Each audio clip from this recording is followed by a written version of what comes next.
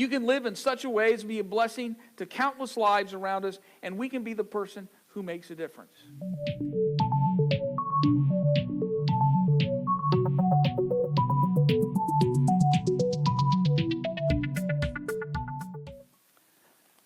I have to admit something. I cried the first time I saw that scene. I thought the only movie I cried in was Field of Dreams, where Kevin Costner plays catch with his dad. Except he says, "Dad, can we have a catch?" No one says have a catch. You play catch. I never stood that line. But now this one got me too. Because in this movie, the Adam Sandler character realizes this was this momentous moment that he missed. It was just another day with all these things pressing in that he thought he had to do. The tyranny of the urgent, and this was the last time he was going to see his dad. Except, as you saw, he never really ever saw his dad because he never looked up. Last week, we talked about the importance of the moment. I'm going to read maybe what sounds like a strange verse. It's out of Joel chapter 2, one of the minor prophets. Starting with verse 24. Once again, the threshing floors will be filled with grain. The vats will overflow with new wine and oil, and I will repay you for the years the locusts have eaten.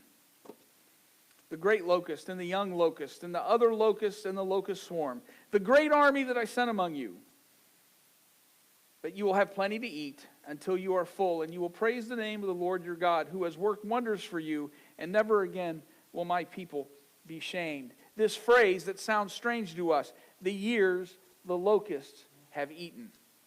I noticed this morning, just as I was coming into church, the grasshoppers are out, as happens in August. This was another movie that I was not aware. Last week we talked about living in the minute, this minute. It's the only minute we'll ever have, and it's why it's important. We think about the moments of life, and how often the moments of life that end up being so important are the ones that slip past us. It is my contention, it has been for years, that we spend a lot of time praying for and thinking about and preparing for these big moments. Which house should I buy? Which car should I buy? Should it be the Ford or the Honda? And we spend all this time, and you know what? I'm not sure God cares whether you drive a Ford or a Honda. If my Grandpa Ward was here, he would jump up and say, God cares deeply that you don't drive a Ford. But that was my Grandpa Ward. And yet the moments of life that really determine a lot are the ones that slip past us. Because we don't see the potential. That's what this movie scene was about. Just this week at our house is now filled. One of the things I liked when we moved 3 years ago is our house was purged of all non-essential materials, and we kind of got to go down to just what Michelle and I needed, and our house was clean, it was pure, it was orderly. It's filled with toys again. And when the granddaughter comes over, she's at this stage now, she loves to do puzzles. And she is in this obsessive love affair with all things Frozen right now. Someone bought her a Elsa dress, and she wears it all the time. And we have a 45 or 46 piece puzzle of all the Frozen characters. Elsa and Anna and Kristoff and Sven and Olaf. And I'm deeply embarrassed that I know all these. And Hans, my wife is telling me. She will sit on the floor and she will put this puzzle together. And then when she's done, she throws it up in the air and tears it all apart and then starts putting it together again. And so there's this puzzle on the floor. And last time she said, do you want to do the puzzle? And she goes, yes, frozen puzzle. Gamma, you sit here. Grandpa, you sit here. So I sat on the floor, and we did this frozen puzzle about 3 times. Now, when my kids were 2, I sat on the floor and did a puzzle with them. But I probably have to admit that as I did that, my mind was somewhere else. And I was thinking about the next thing. I was thinking about what else I could be doing. If there's any change in 30 years, one of the changes that's happened is now when I'm sitting on the floor with the granddaughter doing it, there is nothing better on my mind. There's the potential of the moment that so often slips past us. And how sad it is when we look back and we look at our life and notice the moments that we've missed. We live in the moment because it's only then we realize what's possible. As I look around the room, I know some of the hometowns that you're from. Some of you are from here, but a lot of you aren't. You're from little towns in Ohio, in Indiana, and Texas, and a few other places. The Philippines. That should be obvious. And yet we get here and we become so inoculated.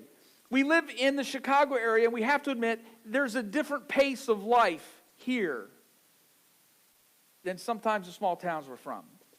And we go home, and the people, the second the light doesn't turn green, or should I say, the microsecond the light doesn't turn green, they're not already on the accelerator away, and 0.7 seconds later in our little hometown, we want to get on the horn.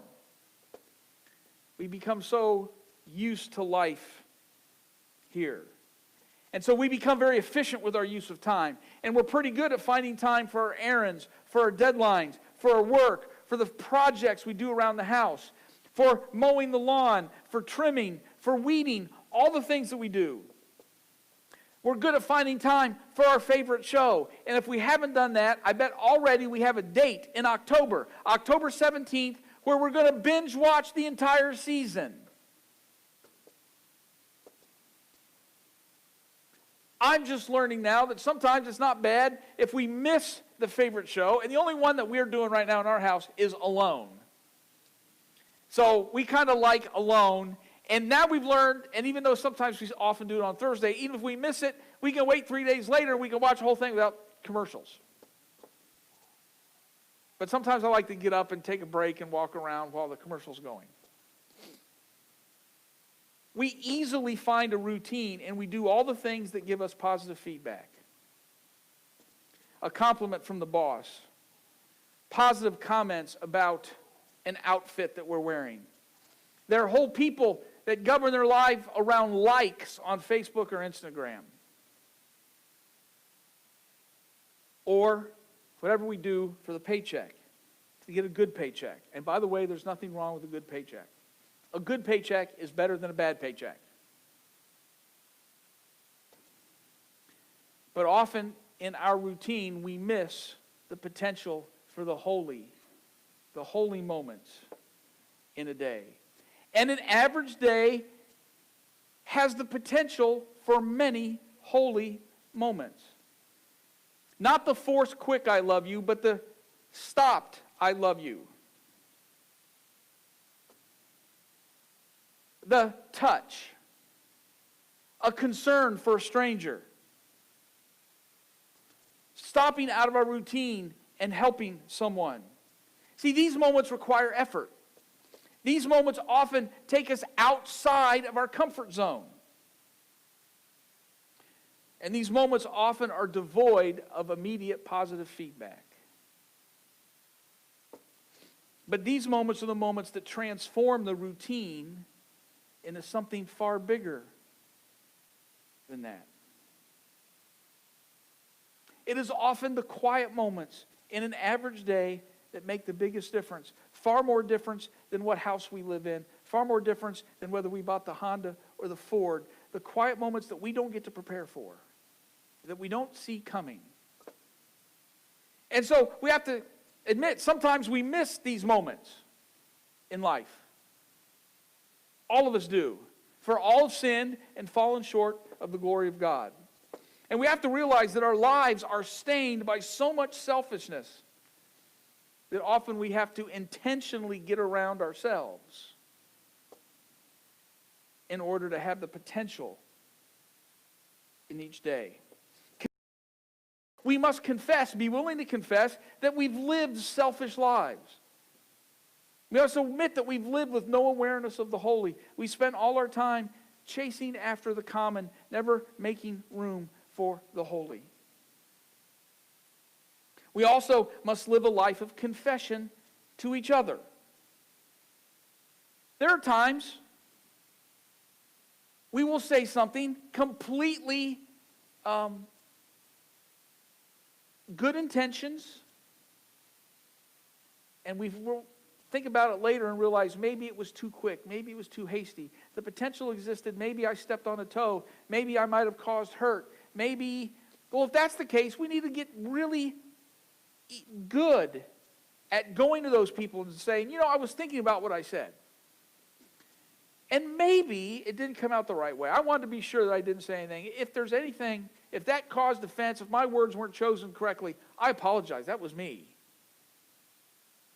Live confessing to each other. To the stranger. And by the way, we also have to do that to those closest to us. Often the most powerful words a parent can say to a child are these three: I am sorry. Most powerful words a husband can say to a wife can say to a husband: I am sorry. And as we do this, we become more practiced and more aware of the potential of these holy moments. I think in many ways, this is kind of what a life of holiness looks like. In many ways in the past, we used language that was really tough to attain and really not very valuable. I think a holy life is a life when we are sensitive to each other. A holy life is one when we make it easy to seek forgiveness. A holy life is one where we are more aware of God's voice, more aware of the holy moments. A holy life is when we are less and less and less concerned with me and more concerned with others. The Adam Sandler character has gotten to this point in life. His dad had died, and he realized what he had missed out on.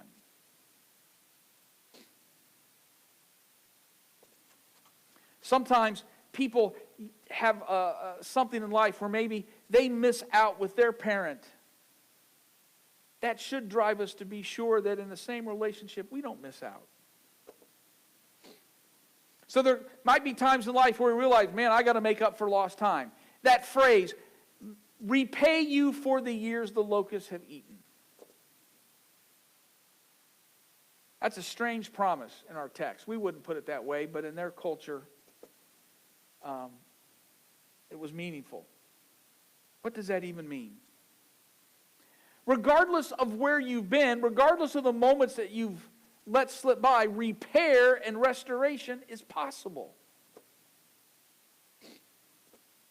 We may have to humbly approach a fractured relationship, and may humbly approach a relationship that you didn't fracture.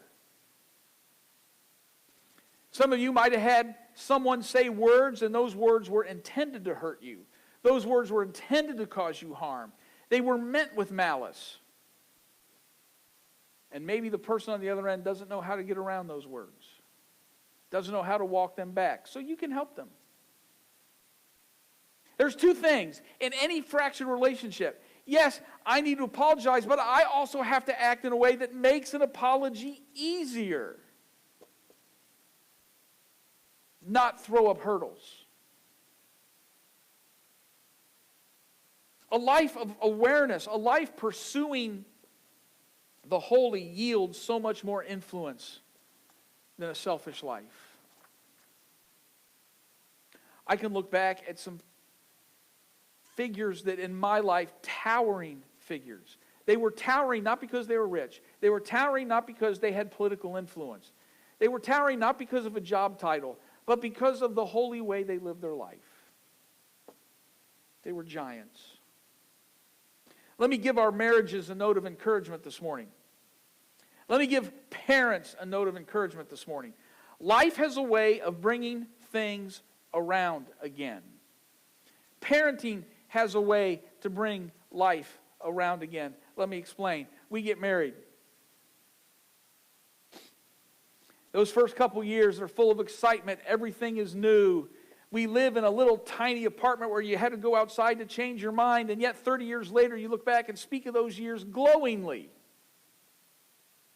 We talk about this little tiny house in Middletown, Ohio, and the mice that we caught. And if that happened in our house today, it would be DEFCON 5. Red alert. The hazmat suits would come out. Everything. 30 years ago, it was a glue trap and a tennis racket. Done. And then all of a sudden, you get word of a pregnancy, and then a baby's born, and then a second one comes. And the second one, at least in our case, was more impactful than the first one, because then both of us are always on call. You got to play man-to-man defense. And then pretty soon you have school, and you have PTA meetings and concerts, and you have this, and you have Little League, and you have a practice, and piano, and all the things. And then pretty soon you got tests and ACT, and which college, and college visits, and college, and graduation. How are we going to pay for peak working years? And everybody's acting responsibly. Everybody is. There are weeks. All right, here's the schedule. Johnny has boom, boom, boom, boom, boom, and Sheila has this, and this. You got her, I got him. See you on Saturday. And you're doing all you can to meet everybody's needs, and you're being responsible, and all of a sudden you get to a point, wait a minute, I know we got married, but who are you and why are you here?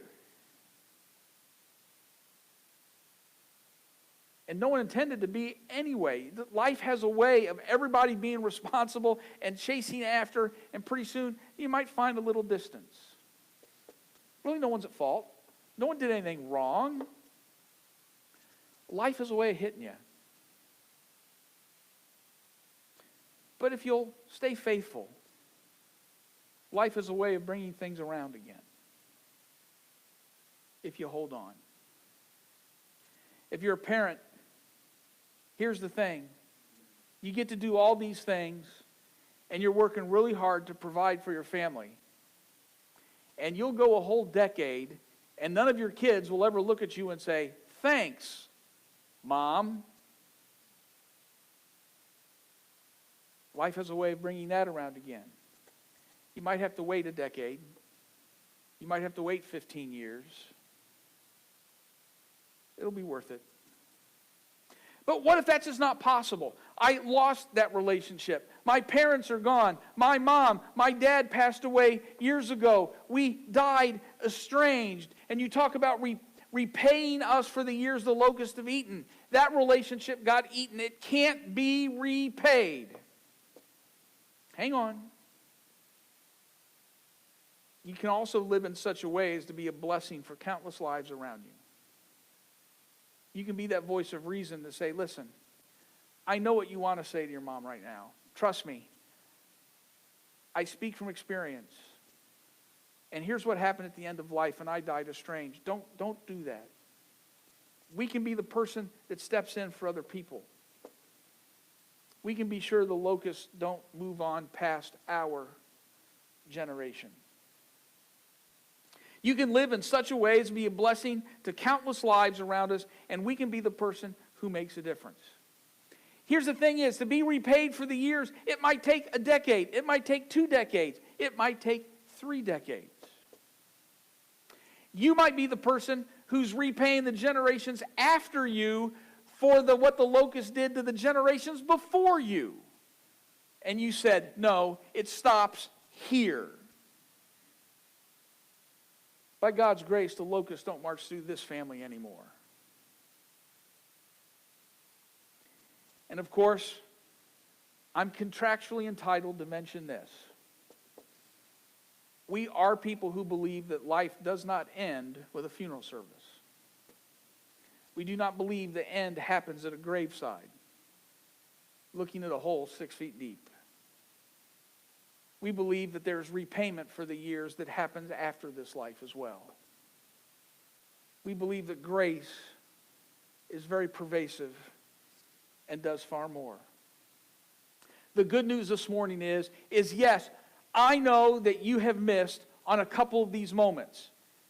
All of us have missed on a couple of these moments.